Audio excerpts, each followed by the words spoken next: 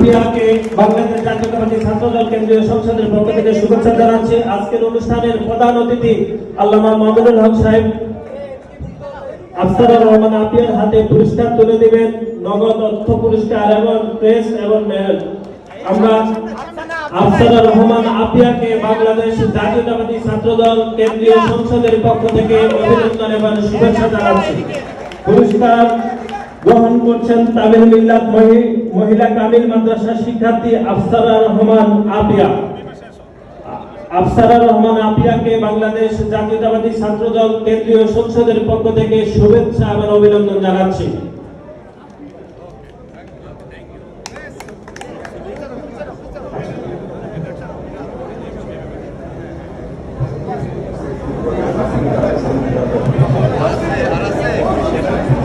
এই পর্যায়ে বিচারকদের সম্মাননা পুরস্কার গ্রহণ করার জন্য